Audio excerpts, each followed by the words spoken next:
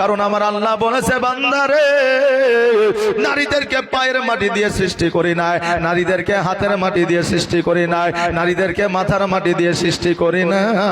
কারণ আমি আল্লাহ জানি আমি যদি নারীকে পায়ের মাটি দিয়ে তৈরি করতাম নারীরা পুরুষের পায়ের তলায় থাকতো, আমি যদি নারীকে হাতের মাটি দিয়ে তৈরি করতাম নারীরা পুরুষের হাতের মুষ্টের মধ্যে থাকতো, আমি যদি নারীকে পুরুষের মাথার মাটি দিয়ে তৈরি করতাম নারীরা পুরুষের মাথার উপরে উঠে নাচতো। কিন্তু আমি আল্লাহ পায়ের মাটি দিয়ে তৈরি করি নাই, হাতের মাটি দিয়ে তৈরি করি নাই, মাথার মাটি দিয়ে তৈরি করি নাই, আমি পুরুষের বুকস্থলের বাম বজরের মাটি দিয়ে নারীকে তৈরি করেছি। এই জন্য নারীর স্থান পায়ের তলে নয়, হাতের মুষ্টিতে নয়, মাথার উপরে নয়। আল্লাহ বলে প্রত্যেকটা স্বামীর কাছে প্রত্যেকটা স্ত্রীর জায়গা হলো বুকস্থলে, হৃদয় মাঝে। জোরে বলেন সুবহানাল্লাহ। নারীরা